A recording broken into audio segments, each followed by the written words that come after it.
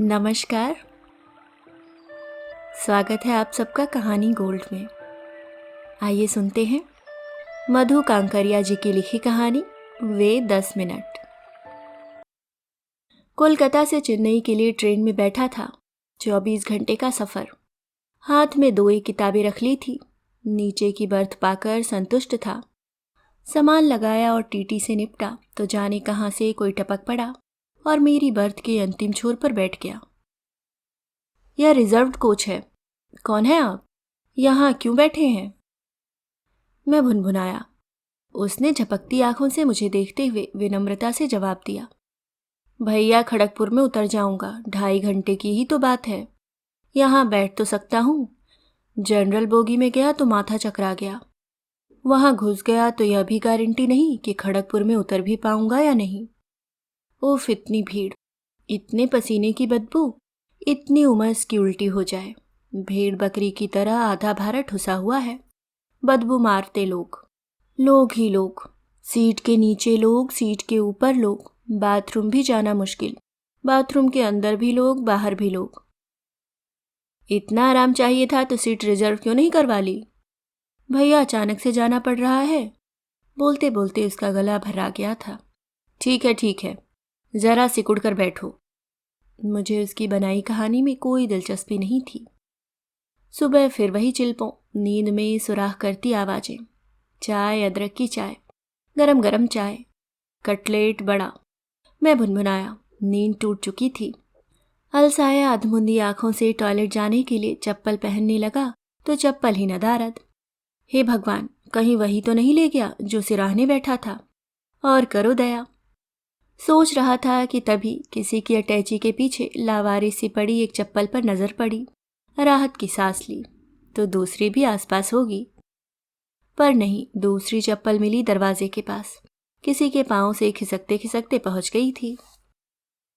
सोचा किताब पढ़ लूं तो वह भी मुश्किल। बीच की बर्थ वाला अध जगह करवटें बदल रहा था। जब तक वह नहीं उठ जाता मैं खुलकर बैठ नहीं सकता था। गर्दन झुकाकर पढ़ना पीड़ादायक था। टकटकी लगाए बीच वाले को देखता रहा। कब उठे ये दाढ़ी वाला? आखिर वो उठा, अपनी बर्थ नीचे गिराई और मेरे समीप आकर बैठ गया। मैं अपनी किताब में दुबक गया और ऐसा दुबका कि पूरी दोपहर उसी में सिमटा रहा। ढलती दोपहरिया में बाथरूम से आ रहा था कि उस दाढ़ी वाले युवक ने फटी फटी आंखों से देखते हुए एक उदास मुस्कान मुझ पर फेंकी और आग्रह भरे स्वर में कहा, बहुत पढ़ने लिखने वाले लगते हैं।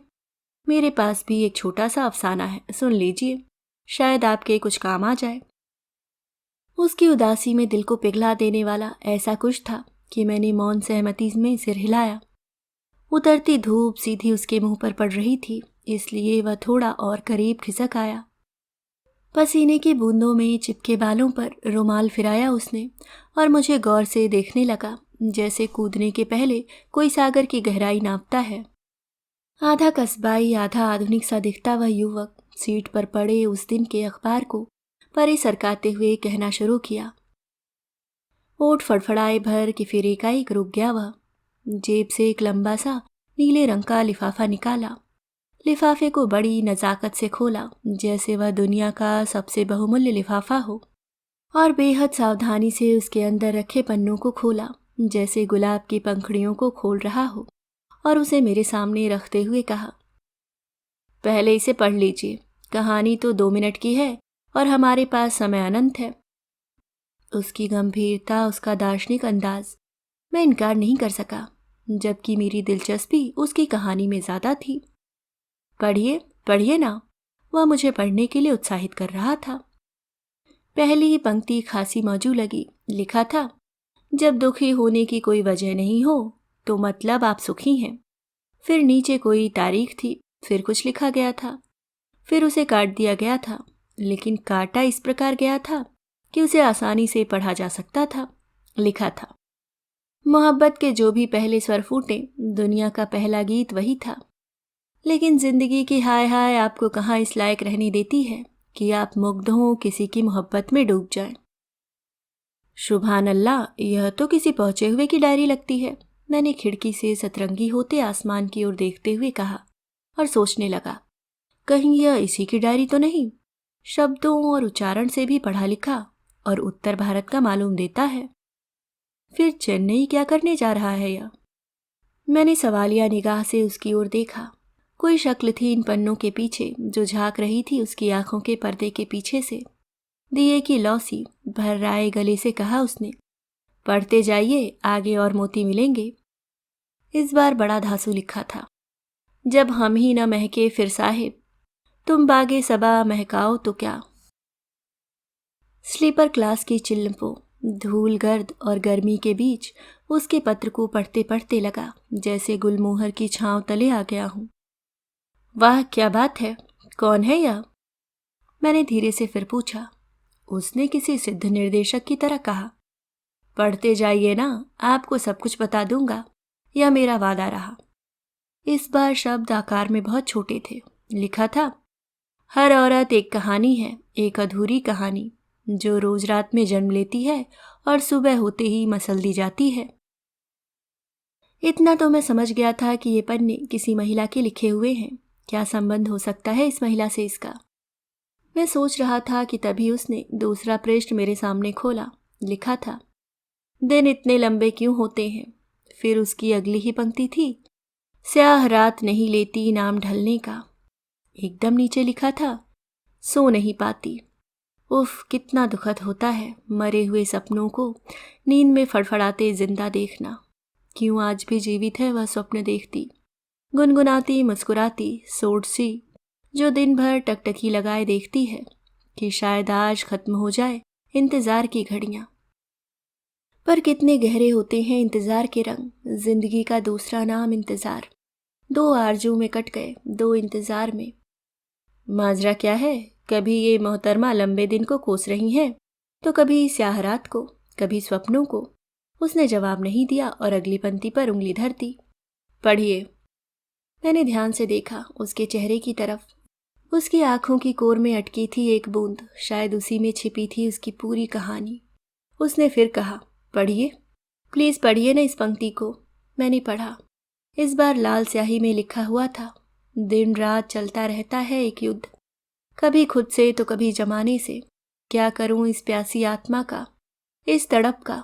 कोई उस पार से बुलाता है मुझे, उड़ो उड़ो खुलकर उड़ो। किसी पुरानी फिल्मी गाने की उदास धुन मेरे भीतर गूंजने लगी थी, साथ ही एक जिज्ञासा भी। कौन थी वह? जोर देकर कहा मैंने, देखो, जब तक नहीं बताओगे कौन है यह, क्या संबंध है तुम्हारा इस महिला से, मुझे इन पन्नों में कोई दिलचस्पी नहीं जगेगी। गरम गरम ताजा इडली, सांभर बड़ा।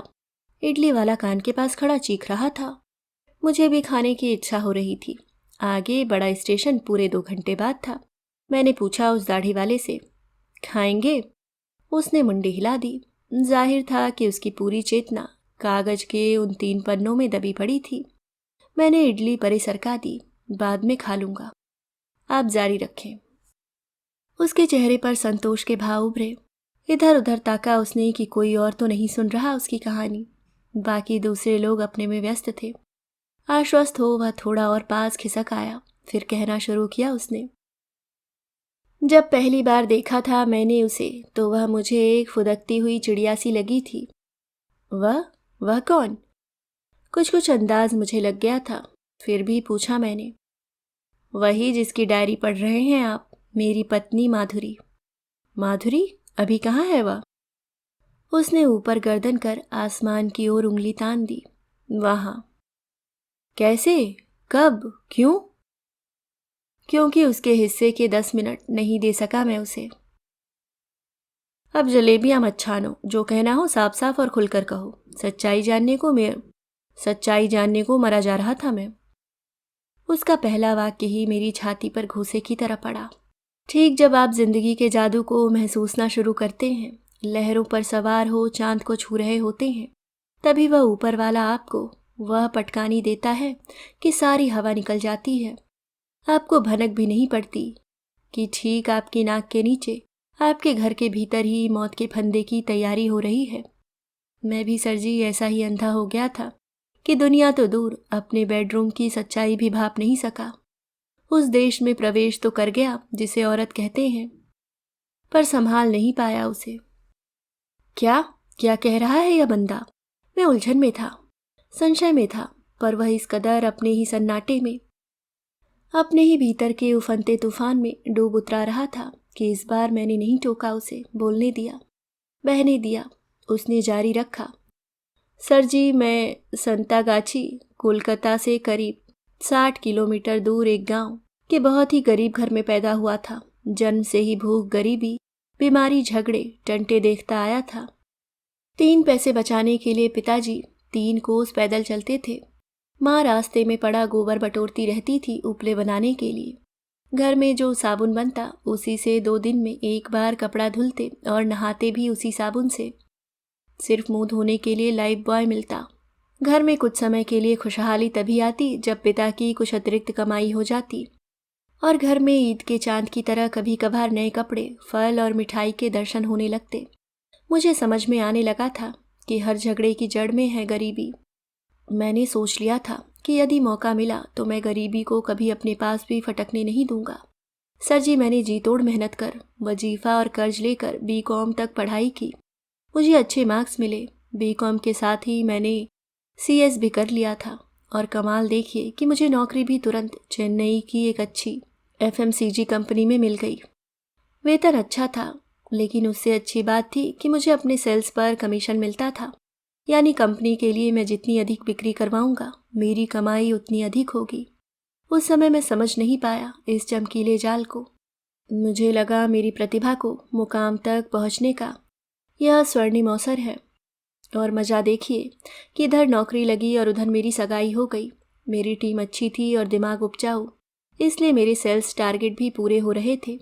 देखते न देखते साल भर के अंदर मेरा प्रमोशन हुआ और मुझे सेल्स मैनेजर बना दिया गया। मैं घर का बड़ा लड़का था, इसलिए सेल्स मैनेजर बनते न बनते मेरी शादी भी हो गई। माधुरी भी कोलकाता की ही थी। उसका परिवार हमारे परिवार से काफ़ी समृद्ध था। मैंने महीने भर की छुट्टी के लिए आवेदन दिया था, पर मुझे छुट्टी मिली सिर्फ 15 दिन की। 15 दिन शादी के बंदोबस्त, तैयारी, मिलने जुलने, बहनों को लाने ले जाने में ही कट गए। मैं वापस चेन्नई, वापस अपने ऑफिस। मैंने माधुरी से वादा किया कि बहुत जल्द ही मैं उसे हनीमून के लिए गैंगटॉक ले जाऊंगा। उसे हिमालय से बहुत प्यार था। बहरहाल सेल्स मैनेजर बनते न बनते मुझ पर जिम्मेदारियों का बोझ इस कदर बढ़ गया था कि रात में भी मुझे स्वप्न में माधुरी नहीं, गैंगटॉक नहीं, सेल्स टारगेट ही दिखते थे। मुझे पूरे आंध्र प्रदेश की सेल्स संभालनी पड़ती थी। डिस्ट्रीब्यूटर से लेकर दुकानदार तक की लय ताल बनाई रखनी पड़ती थी। इस कारण मुझे सप्ताह में 3 दिन हैदराबाद में रहना पड़ता था। मैं चूंकि तेलुगु भाषा भी नहीं जानता था, इस कारण मुझे चेन्नई में तेलुगु सीखने के लिए भी ट्यूशन लेना पड़ता था।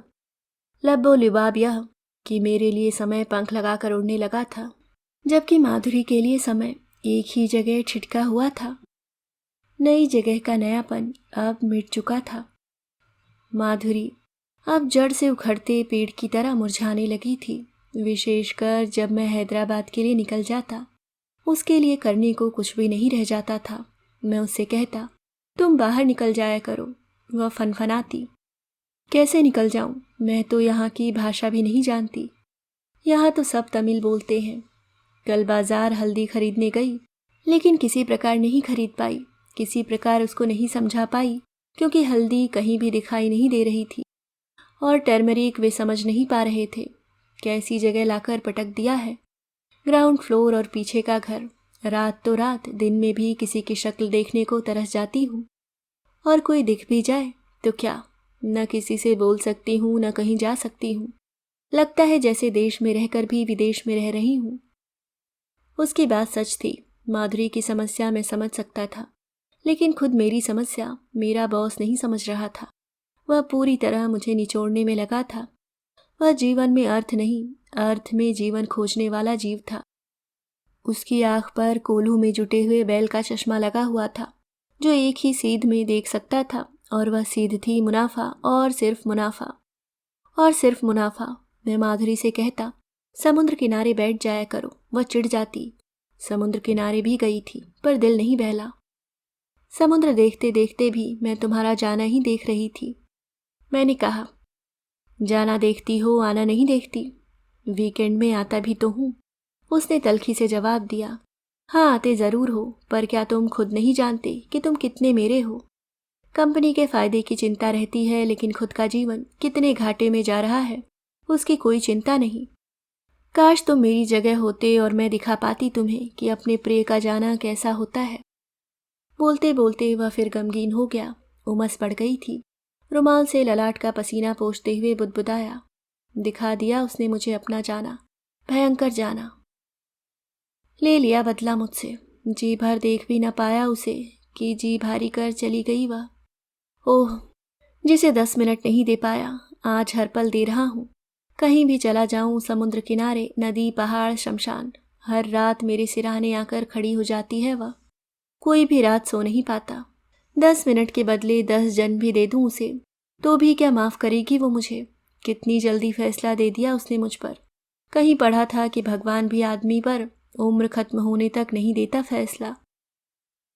और वह फिर हिचकी ले ले बिसुरने लगा। उसने उसके कंधे पर हाथ धरा, कनखियों से देखा, कोई देख तो नहीं रहा। सामने बैठा युवक किसी फिल्मी पत्रिका में डूबा पैर हिला रहा था। आसपास के लोग उतर गए थे। मैंने उसे शांत करने की चेष्टा की, उसे पानी की बोतल दी।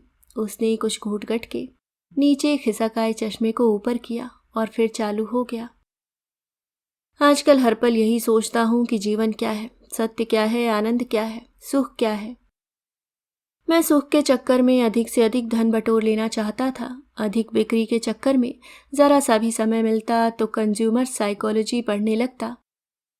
काश उसकी जगह इंसान को पढ़ता तो शायद उसे समझ पाता। पर क्या मैं गलत था? क्या बताऊं सर, जन्म से ही तंगी देखी थी। नीचे से ऊपर उठा था। गांव का आदमी था, सुनता आया था। आई हुई लक्ष्मी और परोसी हुई थाली को ठुकराना नहीं चाहिए। गांव में लोगों को काम नहीं मिलता था। दिन भर उन्हें हाथ पर हाथ धरे बैठे देखता था। मुझ पर ईश्वर की मेहरबानी से काम और मौका दोनों बरस रहे थे। इस कारण कमाने का कोई भी मौका खोना नहीं चाहता था। आप ही बताइए सर, क्या मेहनत करना, कमाना अपराध है? पर देखिए कैसा सर्वनाश हो गया। वह दीवार पर टंग गई और मैं जिंदगी और मौत के बीच टंग रहा हूँ।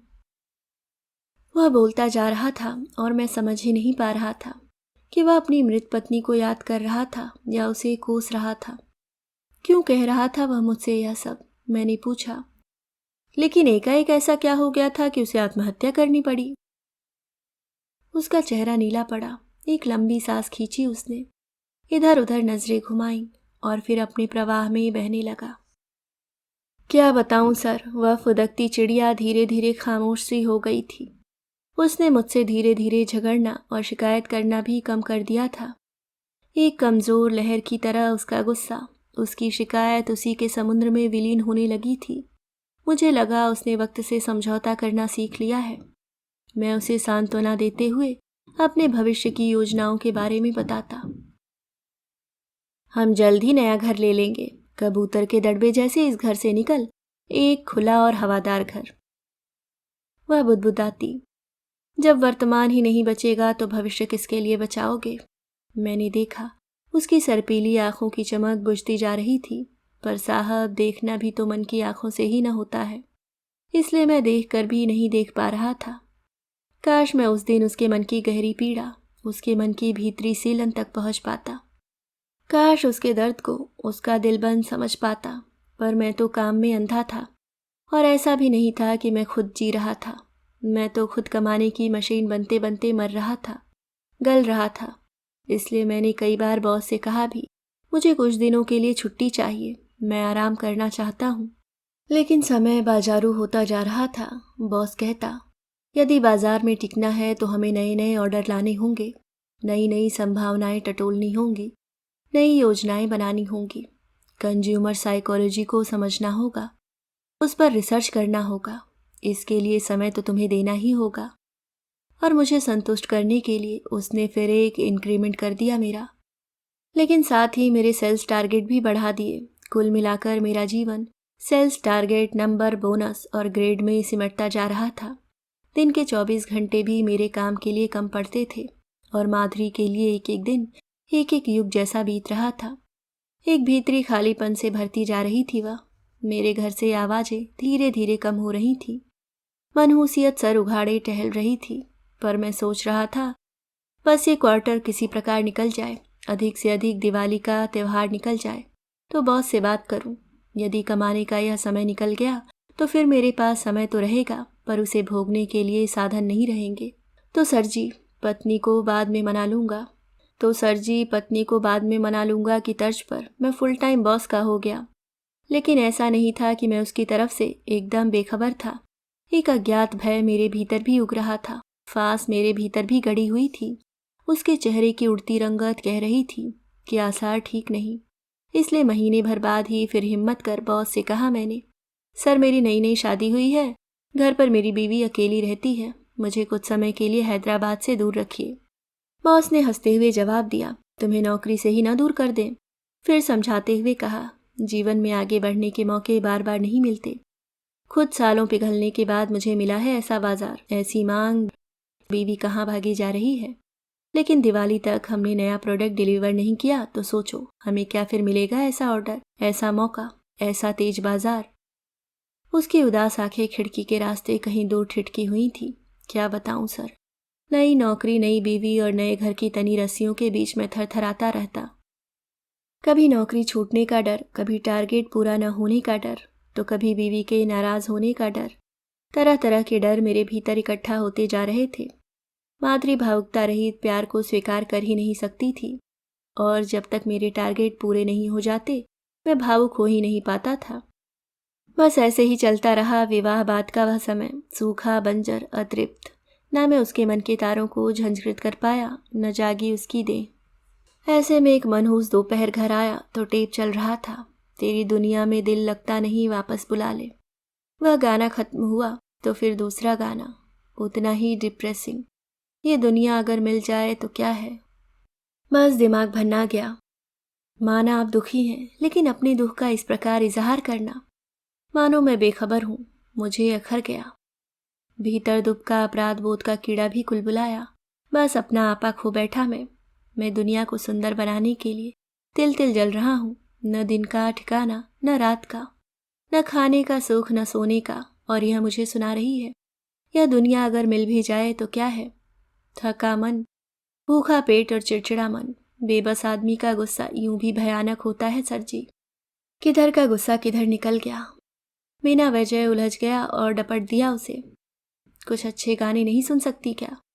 3 दिन तक गधा खटनी कर घर आया हूं, यही रोना धोना सुनने के लिए। और मेरा दुर्भाग्य देखिए कि तभी बॉस का फोन आया, तुरंत बेंगलोर के लिए रवाना हो जाओ, दिवाली के लिए स्पेशल मेकअप सेट लॉन्च करना है।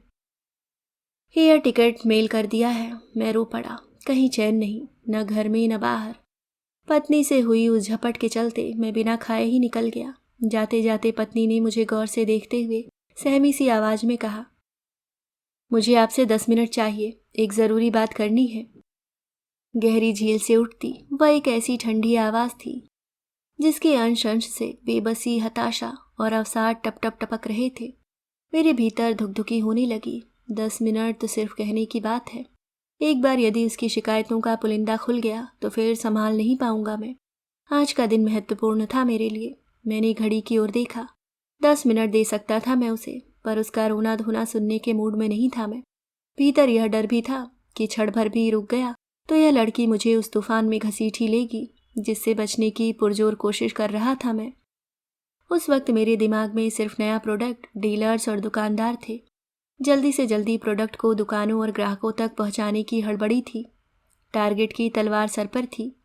इन सब के बीच यह बखेड़ा। मेरे माथे पर बल पड़ गए। गर्मी, भूख, थकान और उसकी रो रो मनहूस शक्ल देख तीव्र इच्छा जोर मार रही थी कि भाग खड़ा हूं वहां से।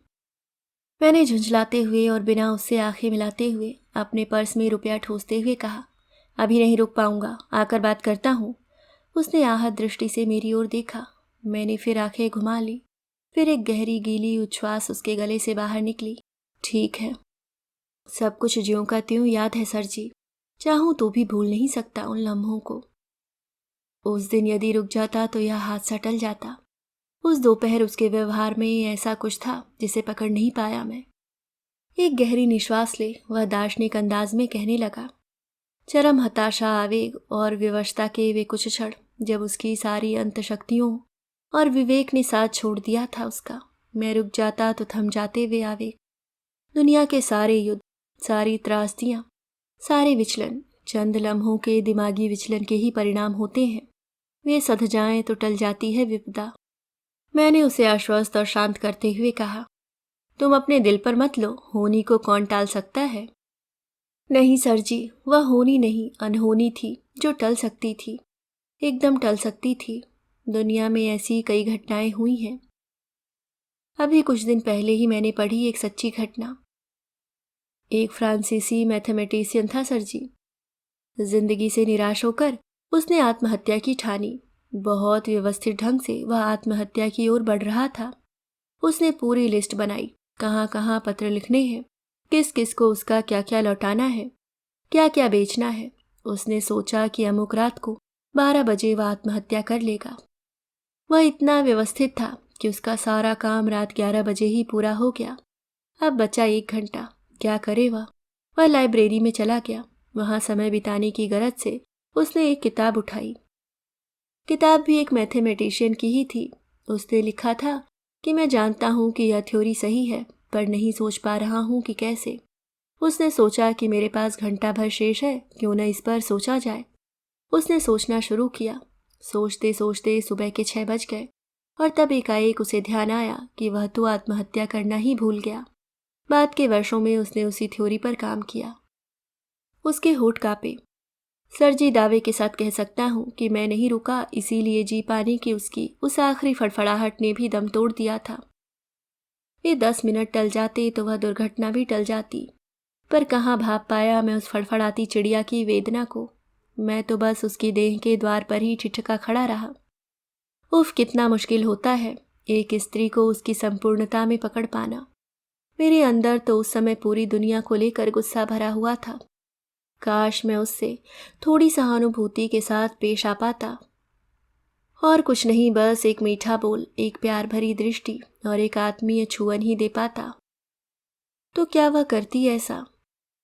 पर टारगेट के तनाव और बॉस के खौफ ने सुखा डाला था मुझे। कहाँ बची थी मेरे भीतर वह नमी, वह कोमलता, वह प्रेम।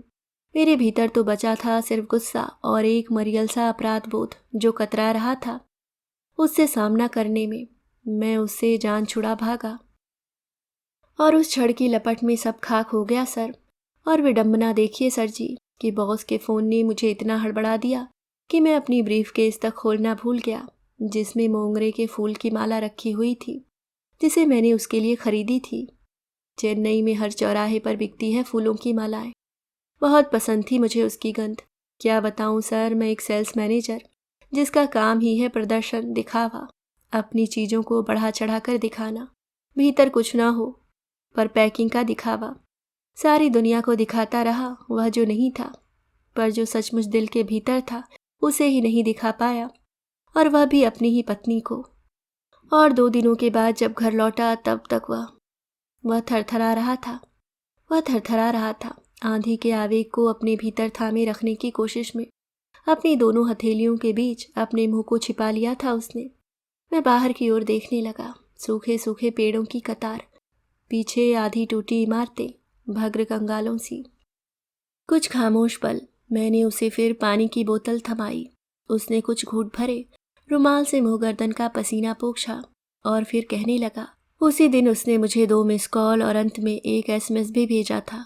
मेरा फ़ोन साइलेंट मोड में था क्योंकि मैं पूरे दिन ज़रूरी मीटिंग्स में था।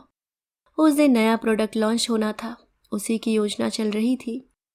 मैंने सोच लिया था कि अब मैं किसी भी कीमत पर 15 दिन की छुट्टी लेकर माधुरी के साथ किसी पहाड़ी जगह पर निकल जाऊंगा और वो सब उसे दूंगा जिसकी चाहत उसकी मूक आँखों के झरोखों से उड़ उड़कर मेरे तक पहुंचती रहती है।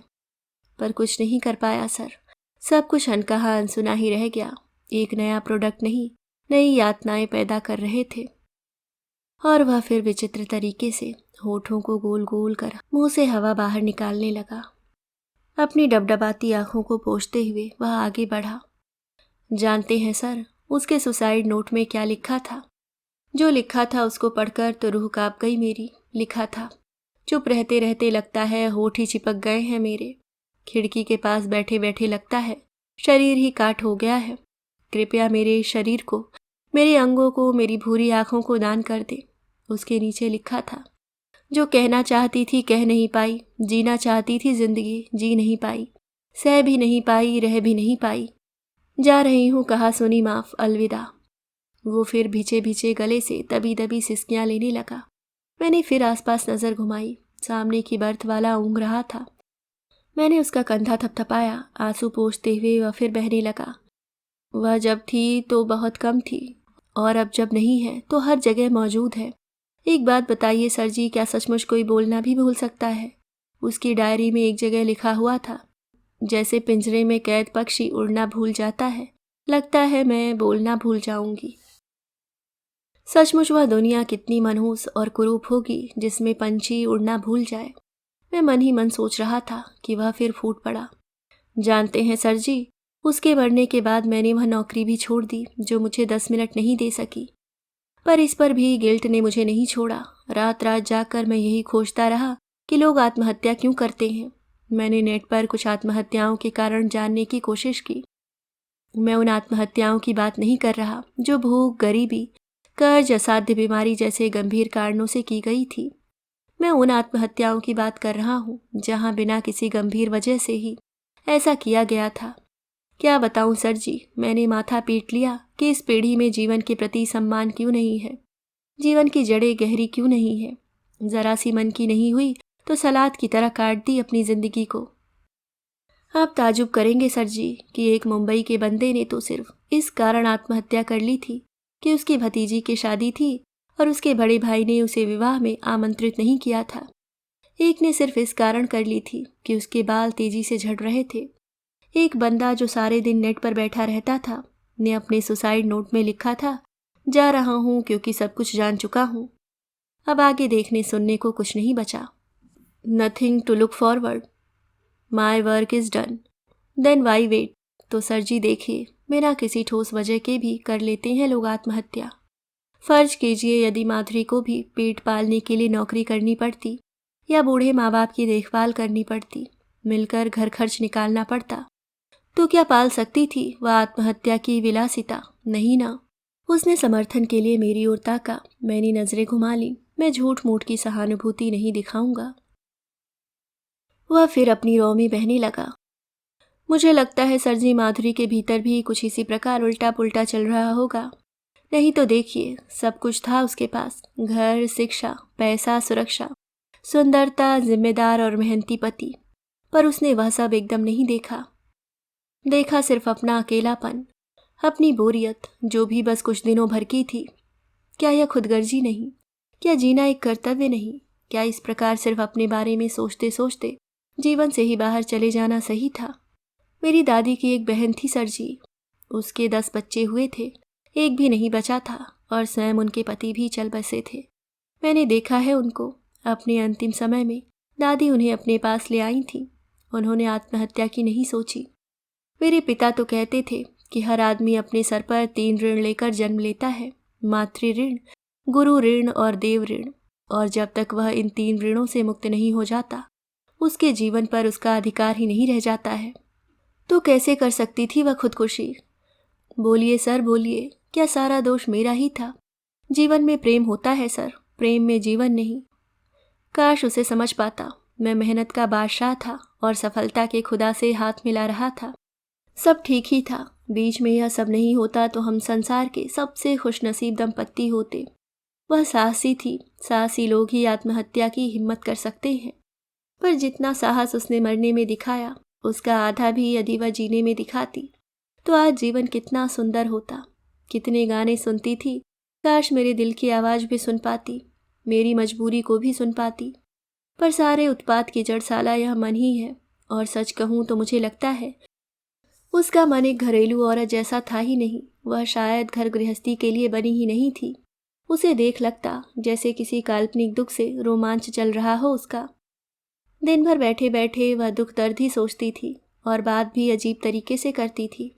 मैं उसे पैसे देता तो आम घरेलू औरत की तरह खुश होने की बजाय कहती, ख्वाहिशों से खाली हूँ, क्या खरीदूँ?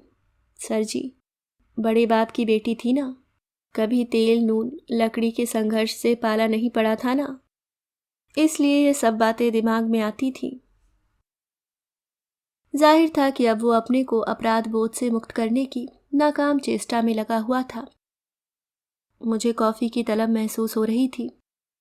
चेन्नई आने में अभी भी आधा घंटा बाकी था। उसके स्मृति समय में टहलने की मेरे अंदर अब विशेष इच्छा बची भी नहीं थी। इसलिए उससे पिंड छुड़ाने की गरज से मैंने सोचा पेंट्री कार तक चक्कर लगा आऊं। लेकिन कॉफ़ी मुझे वहां भी नहीं मिली। थोड़ा निराश सा मैं लौटा तो देखा वह अभी भी बल्कि उसी मुद्रा में बैठा मेरा इंतज़ार कर रहा था। मुझे देख फिर उसकी उदास आंखें चमकी। कॉफ़ी तो अब चेन्नई में ही मिलेगी सर, मैंने विषय बदलने की गरज से कहा। अब तो सामान का बर्थ भी खाली हो गया है, आप थोड़ा विश्राम कर लीजिए। उसने जवाब और भी विचित्र दिया। साहब, जब तक किसी नतीजे तक नहीं पहुंच जाऊं कैसा आराम। आप सोचने समझने वाले विद्वान व्यक्ति हैं, शायद मेरी थोड़ी मदद कर सकें। मदद? कैसी मदद? मैं थोड़ा घबराया। कहीं ये सब कहानियां सुना बुना कर सहानुभूति पैदा कर बंदा मुझसे कुछ पैसे वैसे तो नहीं मांगने लगे। वैसे भी हालत बहुत अच्छी नहीं दिख रही थी उसकी, नौकरी भी छोड़ दी थी। बुदबुदाते हुए उसने कहा, सर जी अपनी तरह से समझ ही नहीं पाया क्या है जिंदगी। वह आज़ादी हासिल ही नहीं हो पाई कभी। पहले इसे गरीबी की आंख से देखता था और अब तो कोई आंख ही नहीं बची। चारों तरफ है बस एक शून्य। क्या सोचते हैं आप? कैसे की होगी उसने खुदकुशी? शांत मन से। किस लिए की होगी? मन की शांति के लिए या मुझे सबक सिखाने के लिए? रात दिन मैं यही सोचता रहता हूँ। अब मैं कभी भी वह नहीं हो सकूंगा जो मैं था। अब मैं ज़्यादा दिन जिंदा भी शायद न बचूं। हर रात सपने में अपनी मौत देखता हूँ मैं। मेरे बेडरूम की खिड़की से झांकती है वह। आप कुछ बोलते क्यों नहीं सर जी? कुछ तो बोलिए। उसकी आंखें मुझ पर चिपकी थीं। उसके स्वर में एक मरियल सी आशा झलक आई थी, जैसे मेरे उत्तर से उसकी नियति तय होनी थी। क्या बोलूं समझ नहीं पा रहा था मैं। जाहिर था कि वह कुछ ऐसा सुनना चाहता था जिससे उसका गिल्ट कम हो जाए। मैं कहना चाहता था कि रिश्तों के नाजुक पौधे को हर दिन सींचना पड़ता है, उसे आप बात के लिए स्थगित नहीं कर सकते हैं। पर मैं कह नहीं पाया। क्या होगा उसके अपराध बोध को और बढ़ाकर। चेन्नई स्टेशन करीब आ रहा था। मैंने उसके कंधे पर हाथ धरते हुए कहा, चलो पास के किसी रेस्तरां में बैठकर कॉफ़ी पीते हैं। अभी आप सुन रहे थे मधु कांकरिया जी की लिखी कहानी वे 10 मिनट। उम्मीद करती हूँ कहानी आपको पसंद आई होगी। धन्यवाद।